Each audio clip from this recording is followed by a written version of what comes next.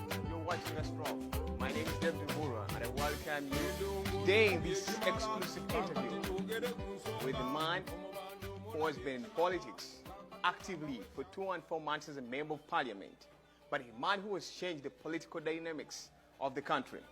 Today I'm joined with a man who has been arrested, businesses affected, but he still stands strong, and he believes in his movement, he believes in the people who support him, and he has inspired many young people to join politics. Joining me today in this exclusive interview is Honorable Robert Kyagulanyi. Honorable, I want to thank you so much for joining me today. My brother. Normally I have people who come here, we talk about different issues, but today is a special day. Oh, Because what makes it special, you are one guy who never gives up. And personally, I like that from you. I've seen people talk about it, and I believe you're one person who believes in the struggle and you want something to happen. Sure. But let me start with this. Recently, you released a song. I'm glad I'm starting with the song, Kasukali Tuongeremu. Yeah. I didn't get the message. I didn't understand what you were talking about. So what does Sukali Tuongeremu to take? You didn't get the message. What is Sukali Oh my. Tuongeremu? I mean, it's a Luganda song, but of course I intend to translate it into different languages, particularly Ugandan languages, because it's my desire to communicate deeply with my fellow countrymen and women. But that song is literally delivered in a poetic way, and I'm literally asking, is the speed all right, or should I increase a little? Is the energy all right, or should we increase a little? You know, what do we mean? We have put up resistance, and this resistance is against oppression, it's against a dictatorship, and we are seeing results. We are seeing people that never used to take us serious, people that used to dismiss us as a passing clout, but now you see them bulging. We are looking at a military dictator that is a general, but we are looking at him saluting ghetto youth. And all this is after we exerted pressure, we as the ghetto people, we as young people of Uganda. So we are, first of all, congratulating ourselves. But again, we're asking, is that all right, or should we... Should you add something? Yeah. You know, I always break the rules. That's why I started immediately with asking you that question. But first, speak to the people who are out there in the communities in different parts of the world. Who is Bobi Wine nowadays? First of all, allow me to salute all of them. I greet you, ladies and gentlemen, wherever you're watching us from. Bobi Wine is an artist. An ordinary ghetto youth from Uganda, a musician, an ordinary businessman, and recently became well, it's not recent, it's 2 years and a few months. That's right. Became a member of parliament, and I'm leading a social movement, a revolutionary movement called People Power, that seeks to put an end to the Museveni dictatorship in Uganda that has oppressed the people of Uganda for 34 years. That is Bobi Wine, and I'm glad to be here. That is Bobi Wine, and you're glad to be here, and I appreciate that you were here with me. Thank you.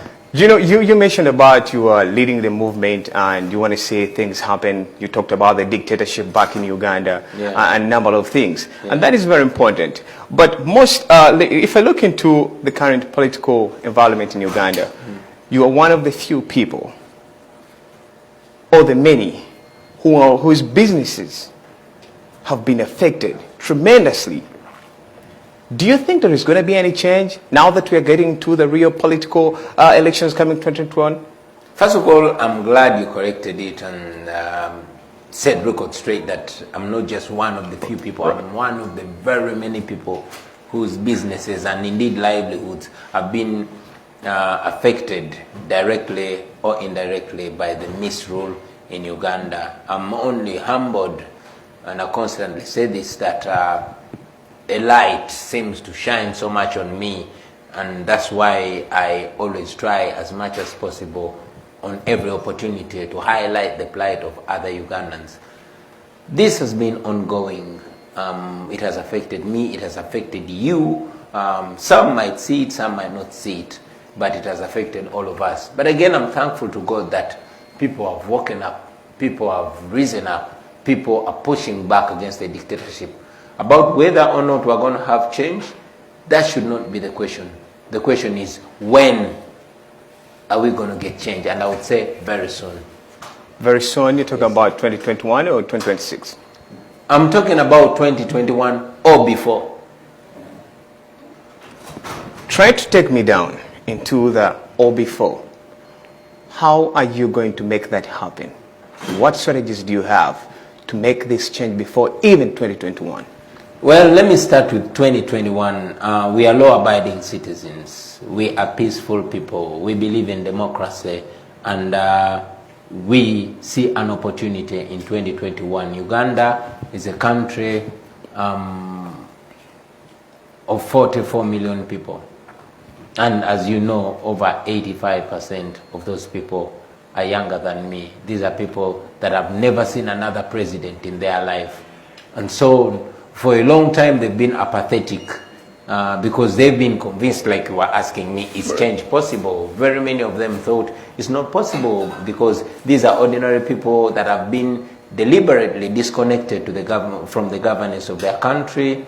They've been excluded deliberately. So for the first time, we see a huge bulge of Ugandans plunging into politics, opening their eyes and saying, hey, this is the determinant of our livelihood. So you see so many people, you know, rising up and say, hey, we deserve better and we can get better. And we, as the leadership of the People Power Movement, we've been championing a cause, calling upon people to register massively as voters. And as you must have seen, statistics show that more than 2.5 million people have actually registered in the last year as voters. We believe that by the time we go to the polls, we are going to have a crazily huge number of voters. These people share the same plight with us. They share the same aspirations with us. And we believe that these people are going to vote for change. So for the first time, we're going to corner the dictatorship. You know, for a very long time, they've been rigging votes because in any case, the votes have not been overwhelmingly against the dictatorship, which I believe we're going to get this time around. And that's why I believe that we're going to get change. Now, before the 2021, you realize that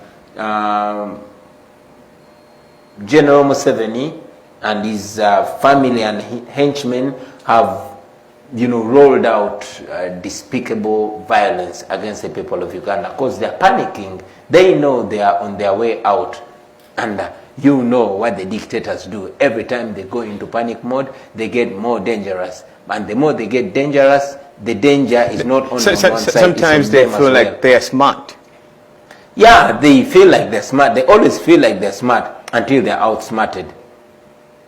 What's your strategy to outsmart the guy who has been in power for over 33 plus years, and he's still saying, I'm coming back? He removed the term limits. You were there, you fought against it, and he's still there. So what is your strategy against that?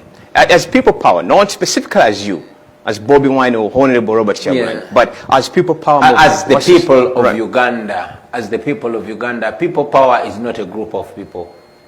People Power is an idea that is being, you know, fronted by the people of Uganda. People Power simply means the power that belongs to people, the power that has been taken away from the people by, you know, a group of people that came in with violence. And we believe that the people of Uganda, having had their eyes opened over time, are going to be decisive in 2021 or before. Why do I say before? Because people always push back against any kind of injustice. They always push back against extreme oppression, and that is what is probably going to happen before 2021. However, our focus is 2021. We are going to the polls. Have I told you I'm running against President Museveni? That's where I was going. Please go there first. Because I like, you know, the reason I started straight out with the politics is because that's what it is, before we go into the economy and the other parts of the world. Now, you are standing against President Museveni. You declared that when, I think, when you were unveiling the coordinators of the People Power Movement. And you're running against a guy who has been in power, strong, has the military and everything, and you think you have chances of winning? There's one thing you forget to say. You should be saying, I am running against a guy that has oppressed people for 34 years and people have gotten tired, hungry, and angry. I'm running against a guy who is 75 years old, or so he says. I strongly believe he's much older than that. This is a guy who is in his senile stage. I'm running against a guy who has destroyed all institutions and tried to concentrate all power in his hands, his family and his henchmen, which is practically impossible. I'm running against a guy who has over time become a public enemy. So all factors are against this guy that you think is strong. Am I looking into the community around him that is making him strong? Probably the wife or the children? The wife or the children? I don't think so. I mean, yeah, you are talking about a few people that he's standing with. And I'm talking about millions upon millions of people, especially young people that we represent. Now, the President Museveni was recently in Russia. Yeah. In a summit that connects Russia and Africa. Yeah. And of course, some of the things they asked for was military and all that. But as a candidate who is going to stand in come 2021, we know from the American sources that Russia is one of the key countries that can disorganize an election. Yeah. And they have the power, they can control the internet. You are running in 2021. The president was in Russia, getting more links there. Don't you think your avenues of marketing the People Power Movement idea during that time will be sabotaged by the regime? I strongly believe that people power is stronger than gun power. Okay? And I know that Museveni has been meeting all these people. But again, I must tell you that Bashir was much more equipped militarily. He had much more money, you know, than Museveni. He fell to the power of the people. Protests led by a woman. Gaddafi. Name all the dictators that have, you know, lived on the African soil. So while you might be looking at it from the pessimistic point of view, I look at it from the optimistic point of view. Because I'm looking at it this way. All these guys who mentioned, Gaddafi, Bashir, all these were offset by technically people say support from countries like United States and Europe. Well, do you think it's going to be the same case with the It might have been the case with Gaddafi. It was certainly not the case with Bashir. You know, Bashir was kicked out by the people of Sudan. By the people of Sudan. All right, so let's get into now the other issues that are affecting Ugandans. Today, we know that the common good, there are so many challenges affecting the common good, and different ways. People have suggested different reasons why the economy is not moving forward, why the political environment is not doing good. To you, as Honorable Robert Kyagulanyi, who has been in Parliament for close to 2 and 4 or 5 months, what are the 3 key main challenges you think are affecting Uganda? Well, unfortunately, you asked for 3. I could give you 100, but I'll give you the 3. First and foremost, we live under a kleptocracy, for lack of a better word. You know, when I look at the government of Uganda, when I look at how the country is governed, the country is not governed by the rule of law. We're only being governed, I mean, it's not rule of law, it's ruled by law. We have never had a peaceful transfer of power for the last 57 years since independence. Every leader that comes in bombs his way in and is bombed out. And that's a big, big challenge. That has caused all the corruption, it has caused all the impunity, because the people who wield power have no imagination that they will leave power. So they are not accountable to anybody. In any case, they are appointed according to their relationship with those that are near power. But again, besides the power issue, Uganda has a dead education system. It has a dead healthcare system. And this, the dead education system explains why we have graduates that are, trained as job seekers, not as job creators. It explains the unemployment. It explains why we export house girls and casual laborers, not professionals, like those we import. And that's a very big problem. Our healthcare system, if I start talking about it, it's going to consume this whole program. I mean, it's sick itself. It explains why we lose more than 19 women every day.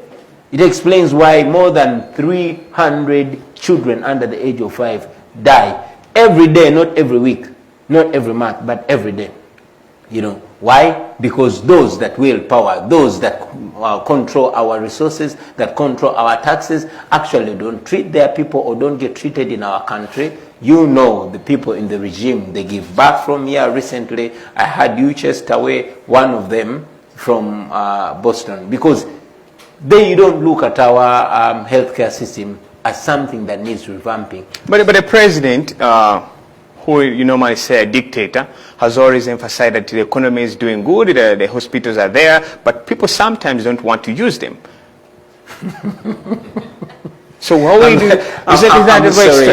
I'm sorry, but well, with all due respect, I would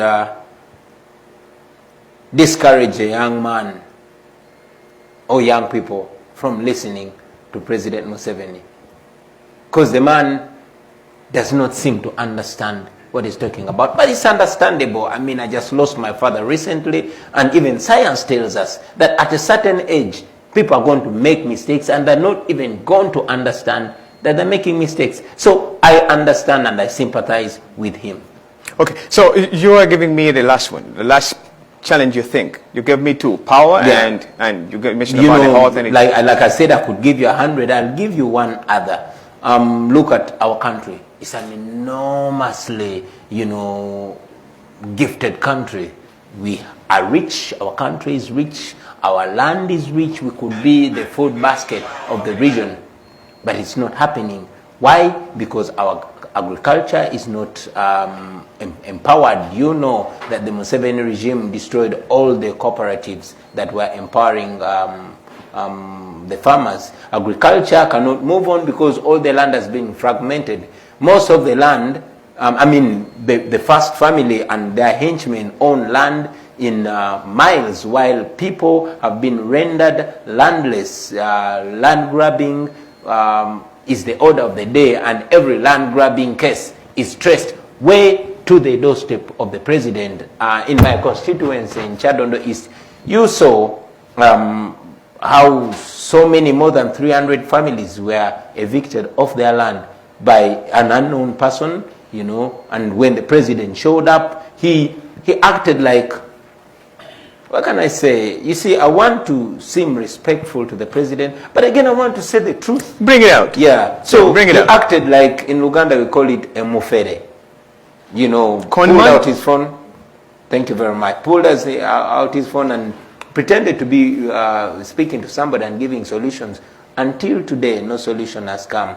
The natural resources of our country, 100% of them are being controlled by just a small group of people. So we believe that Uganda is not a country that offers equal opportunities for everybody, which should be the case. Which shouldn't be the case. The country should be supporting and should be offering equal opportunities to every Ugandan in all aspects of life. All right, so now you talked about unemployment, you talked about power. So let me start with the unemployment rate. We all know that Uganda has the largest number of youths worldwide. It's among the countries with the largest numbers. But we also know the unemployment, just as you talked about it. Now, in simple words, how are you going to curb the problem of unemployment? Now that we know you're running for that seat, and we are sure that chances are you're going to become a president, how are you going to cover that problem? Faith. I like people that have faith. The unemployment problem can be approached from different ways, but I'll just give you two. One, our education system. Our education system has to be revisited so that we train people to be useful.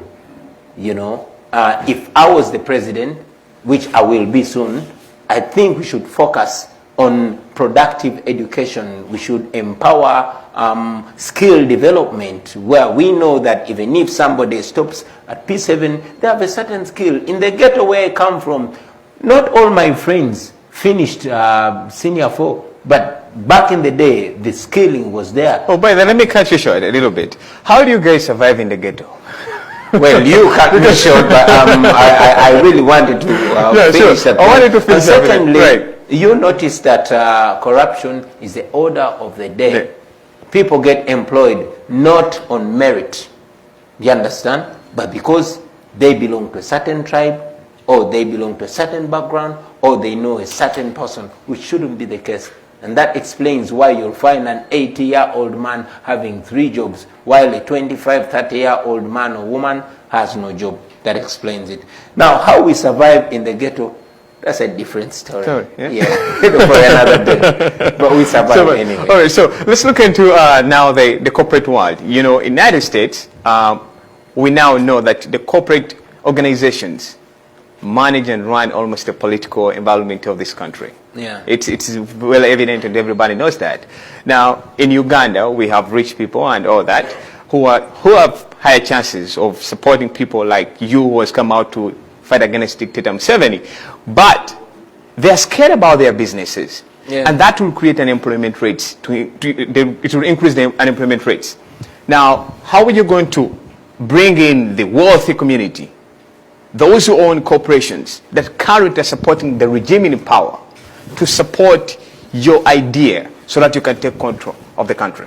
You see, unlike your thought, which I respect, I don't think we should rely entirely on the business community.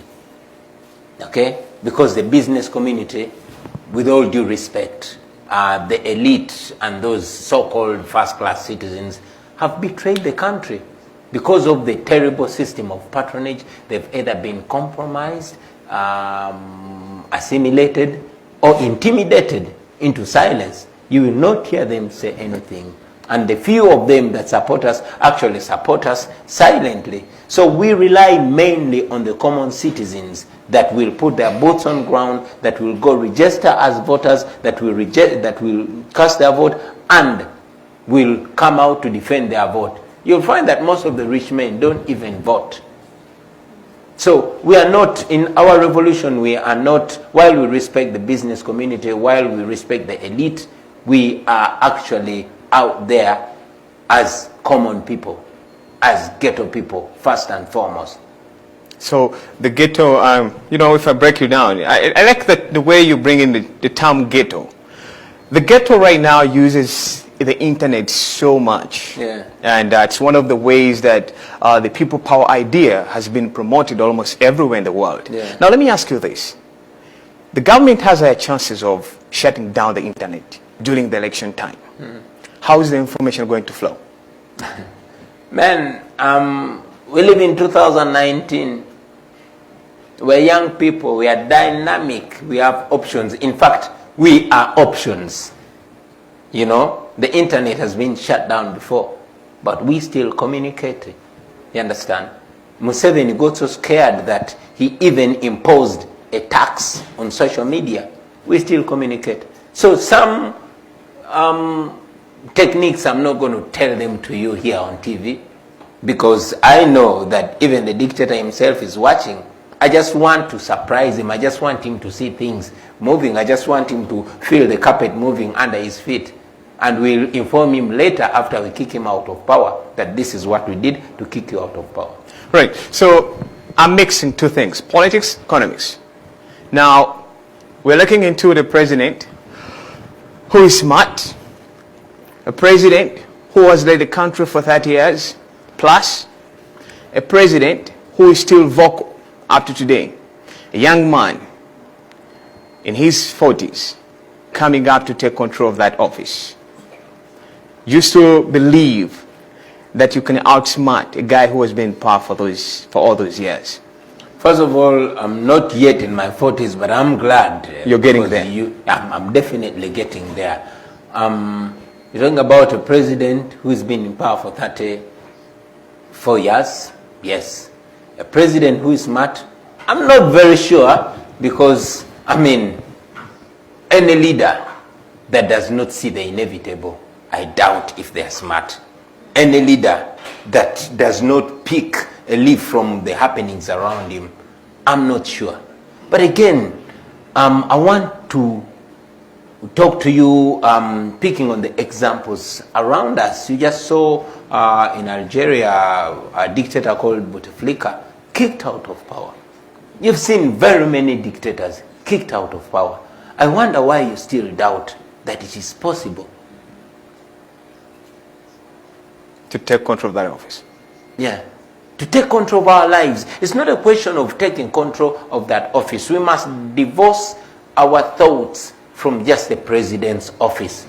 Because as a matter of fact, one of my desires is to break down that so-called presidential aura where a president is seen as a god. You know, we must reduce those powers. We must empower the institutions, because the institutions outlive human greed and all everything that comes with it.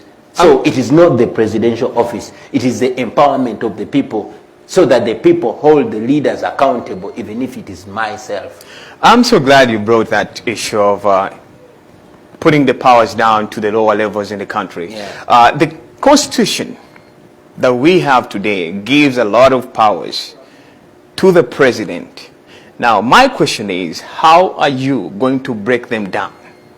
As a matter of fact, even if the Constitution gives a lot of powers to the president, our Constitution was a good Constitution, and if it was respected by Museveni, we would be all right. You say it was. I want to remind you that Museveni bribed members of parliament in 2005 with 5 million each to amend that Constitution to remove the term limits, to allow him rule beyond his mandate. And just 2017, he could not, bribing alone could not, you know, save his day. While he bribed some of the members, even a fair number of members of parliament from his ruling party, the NRM, defied him. What did he do? He sent the military to attack the parliament, beat up members of parliament, maimed us, illegally detained us, and he abrogated the constitution. So there's no constitutionalism in Uganda. There's no respect for the constitution. Our parliament is just, you know, a talk show, for lack of a better word. So I wonder what kind of constitution or constitutionalism you are talking about. The 1995 that has always been amended. I mean, it's the constitution, in my opinion, to Museveni is like this table. When if he wants to walk to you, he's going to pick it, put it on the side, and do what he wants. And again, even the constitution as it is not respected. You see, under a dictatorship, the law is just a formality. The law provides, for example, for my fundamental right to practice my profession and earn a living. Guess what? Museveni cannot allow me to perform because he's scared of the message that I give the people. Recently he was on BBC and he spoke with impunity and utmost arrogance that he will not allow me to enjoy my country because I criticize his Because you're responsible for foreign investors not to invest in Uganda. No, Museveni and his misrule is responsible for people running away from Uganda and for our deteriorating international image. It is Museveni, it is not myself. Okay, this has been going on for the last 34 years. I started, you know, I came into parliament 17, less than 3 years ago. How can I be responsible? That's a good question, which deserves a good answer. He should give us the answer. Maybe one day he will. Maybe when I meet him, I'll push the question. But let me get back to you. So, the president, as a ghetto, and the president for the people power, I like one thing. Nowadays, are you still a ghetto president, or you now off that phase? You give the responsibilities to somebody else, and now you are eyeing at something bigger than that. Let me break this down right for you. The people started calling me the ghetto president because I was offering leadership in the ghetto where I grew up from. And I believe that anybody can be a ghetto president, but what makes somebody a ghetto president? Representing the people and offering leadership, beneficial leadership to the people of the ghetto. I am not the president of people power, because like I told you, people power is not a group of people. People power is an idea. And it is the people of Uganda that will exercise that power to make anybody president. I'm presenting myself to lead the people of Uganda. And so is Museveni. So it's important to let the people of Uganda decide. You are letting yourself to lead the people of Uganda come 2021. Yeah. There are so many other people who could also eye for the same office. Yeah. And now what I'm talking about is Dr. Kizza Besigye. Yeah. We have had reports that you and Dr. Besigye talk. Yeah. Ugandans think, especially those who believe in Forum for Democratic Change, yeah, they have not seen their constitution being amended, meaning they have to present or front a presidential candidate come 2021. Yeah. What is the move behind? Are you guys talking? Is he going to let you run for president, or he's also coming? I'm certainly not in position to speak for the FDC, and I'm not in position to speak for our senior comrade, Dr. Kizza Besigye. But I can speak for myself, and I can speak for the team that I lead, and I can speak for the young Ugandans. We think that Dr. Kizza Besigye has offered an amazing sacrifice to the people of Uganda. He has run for president 4 times, and I am convinced that he has won twice. But he lost 2 times, right? Well, I wouldn't look at the times that he has lost, because I'm an optimistic thinker. So I would look at the times he has won. I'm convinced he won twice. But yes, he was not able to take power. I will not delve into that. Right. Uganda being a young country, and the people of Uganda needing something new, that is the reason why I offered myself. That is the reason why my team and I thought that we should have a brand new approach. It is our desire to work with Dr. Kizza Besigye because he is such a resource. You cannot wish his resourcefulness away. And we are in a conversation. And I believe, by the grace of God, we will work together with Dr. Kizza Besigye to put an end to the Museveni dictatorship. The reason I ask you that question, during your parliamentary campaigns in 2017, FDC fronted a member. Yeah. And the reason they gave was not that you were not good. You were a good person to represent Chadondo. Yeah. But they said the constitution of FDC doesn't allow them to not front someone.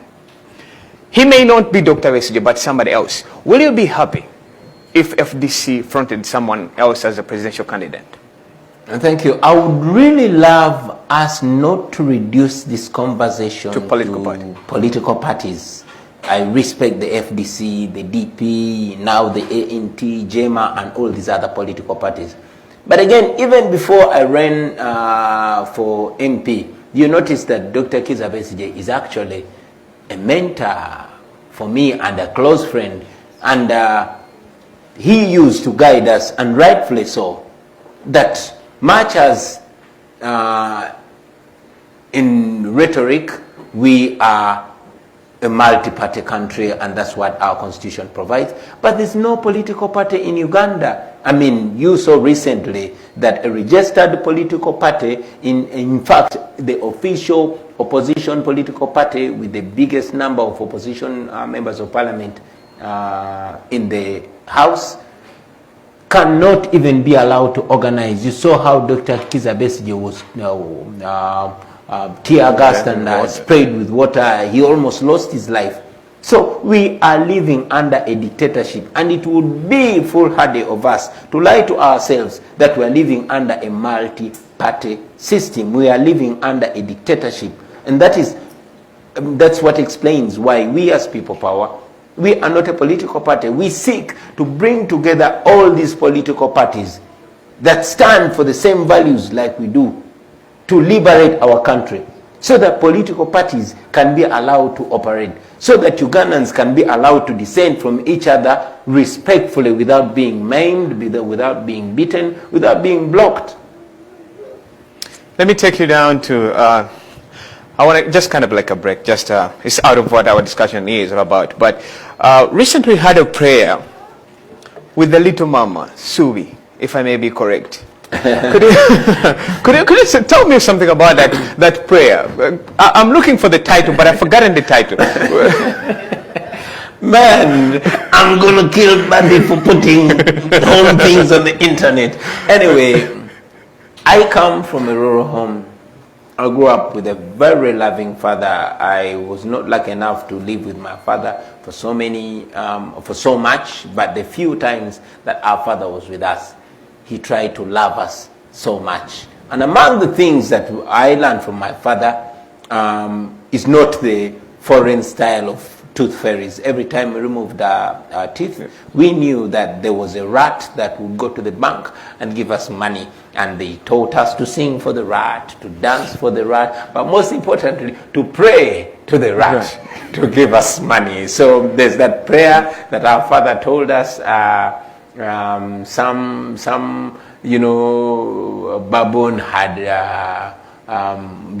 brought, and he taught that to us, and we also continue to teach it to our children. And that prayer goes like, Kuku penene, Maria Mungu, mpale bisoto, sebo wamese, mpayo sente. I mean, yeah, I'm only trying to be to my children what my father was. And that's really great, because there are many young people in the world who never get such a chance for their parents to have a moment, interact with them and what. And your family has been in the media for now quite a period of time, so it's an inspiration to many people. Now let's get back to our politics. You inspired so much by Nelson Mandela, the great, the father of Africa. He stood for just one term. The Constitution of Uganda now has no term limits. You're eyeing for that office, and you as a president, you have a lot of powers to influence what has to happen next. So regarding the process of term limits, what's your move? We shall restore the term limits. It's dictatorial not to have term limits. It's like giving the incumbent president an open check, a guarantee to rule forever, and that's wrong. And among the first things for us to do is to restore our constitution, and to guarantee that never again will anybody manipulate our constitution to keep themselves in power. This could be a very strict question, but at times I was thinking about it. He led the country for one term. Where do you see yourself? Well, I see myself emulating those great men. I see myself empowering other Ugandans. I know there are so many Ugandans out there, even more talented and more qualified than myself. I'm a revolutionary leader who wants to return Uganda to the right trajectory and get back to my business. I'm a singer. I miss stage. When you said about you were singer, you miss stage, it reminded me of how us in the media, we have always said a musician who turned to a politician. I hate that statement because it's invalid. I hate it too. Thank you very much. So the two of us hate that statement. It's a very invalid statement because you were still a musician. And I did not turn into no politician. I've said it time and again. I am not a politician. And why do I say that? Not because I want us to get into the definition of politician, but because I know that the word politics has lost meaning, especially to the people of Uganda. So I'd rather come to them as one of them. I would rather be a revolutionary, because anybody can be a revolutionary. All right, so now let me look into the foreign policy, then it will be, we are almost getting done, but let me look into the foreign policy. Uganda is now well known for sending troops to different countries to protect, those countries. Yeah. What is your plan? As a leader, if he wants to get into that office, are you having any ideas on whether we should continue taking our troops there or we should stay back home? First and foremost, I believe that we are our brother's keepers. Where our assistance is needed, there's no reason why we don't offer it. But we should not offer that assistance at the cost of our own people. I mean, we give our soldiers to keep peace elsewhere. Are we at peace ourselves with the rampant murders, with the rampant kidnaps? No. And secondly, what exactly are we doing in those countries? Are we there to keep peace, or are we there to plunder them? It is on record what our troops did in Congo, and even up to now we have a huge amount of money to pay to Congo for the plunder of their resources.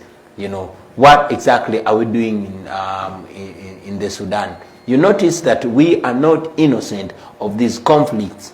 And much as we are being, praised for our refugee policy, we must, we as Ugandans, must be alive to the fact that many times we've started these conflicts in these other countries. So while I know that we should have a friendly foreign policy, while our troops are supposed to be ready to provide stability to these countries, we must be we must do it in a way that is not causing problems there, so we can benefit from them. And I believe that's exactly what Museveni is doing. And beyond Africa, we should have a foreign policy that is value-based. You notice in the past, with our relationship with the United States and the European Union and Western countries, yes, we would have bilateral agreements, we would have relationships that are value-based. But ever since these countries started holding President Museveni accountable, especially in terms of observation of human rights and the rule of law, you notice the radical, the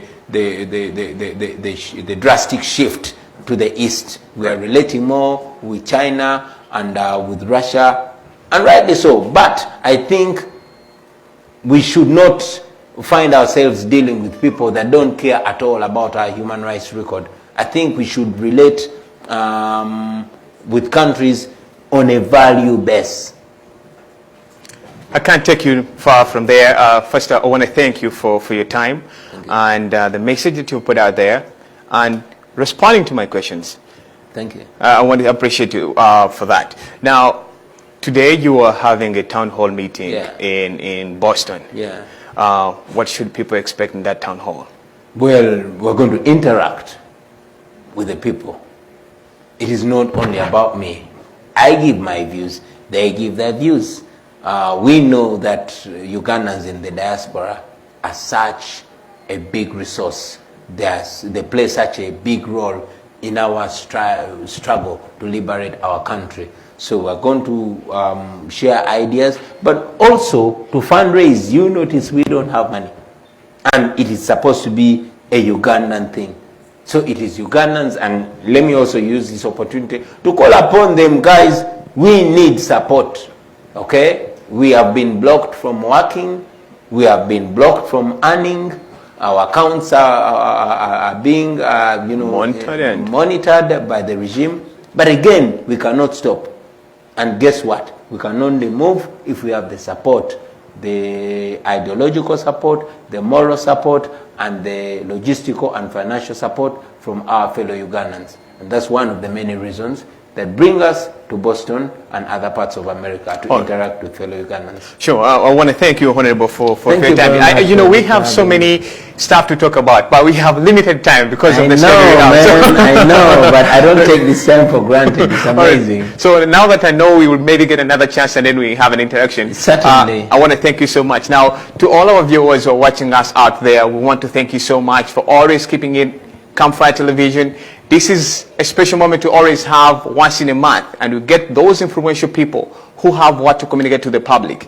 We thank you so much for watching Campfire Television. Keep sharing, keep liking all our programs. Let's meet at the town hall in Waltham with Honorable Robert Kyagulanyi. Have a great week, and don't forget, keep watching Campfire Television. We are going to be broadcasting live the entire town hall. Have a great time. See you next time. Honorable, thank you so much for joining. Thank you. Thank you for having me. All right. Great, man. So when the going gets tough, toughness get going. Especially when leaders become misleaders, mentors become tormentors. Yaga, yaga, yaga, yaga. Bimba. Omutima gumenyese nayenga kyemanyi munywanyi nawe gukumenyese. Abantu eyo gye mpitira bayongobedde bye basuubira nga byawukana ku bye balaba. Ate abalala bo ne babyetama banyigirizibwa ne babulako gye balopa baabwe. Egye wandibadolopera kibeera kizibu okufunayo obwenkanya. Gamba osigala wansi ensi bwe kusuula situkawo mangu tutambule munsi teri kyangu lugendo luwanvu situka tugende mu maaso situka tutambule embeera emalamu amaanyi naye topowa tugende situka tutambule lugendo luwanvu bwe tulemerako tutuuka kale imuka tutambule embeera emalamu amaanyi topowa tugende utambule olugendo luwanvu bwe tulemerako tutuuka. Remember, an injustice anywhere is a threat to justice everywhere. Till we have to keep moving. I don't know what don't kill you will only make you stronger.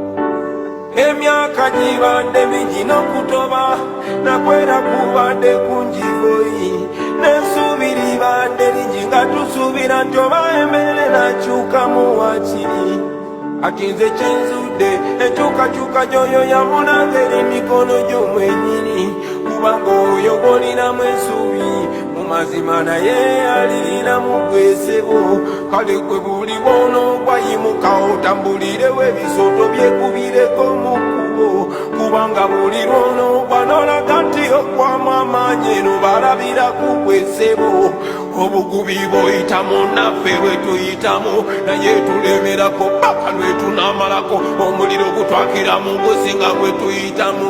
Yaga yaga yaga yaga yaga yaga situka tutambule embeera emalamu amaanyi naye topowa tugende situka tutambule lugendo luwanvu bwe tulemerako tutuuka obimuka tutambule embeera emalamu amaanyi topowa tugende obimuka tutambule lugendo luwanvu.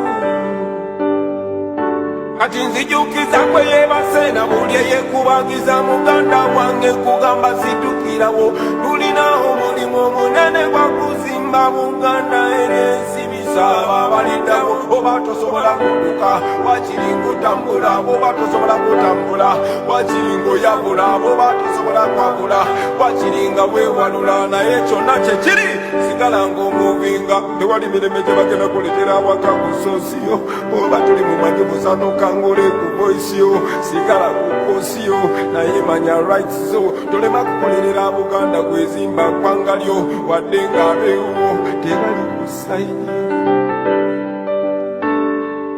wadde ng'abeewo tebali kusayiniyo kwezanya patiyo oba lino ggwanga lyo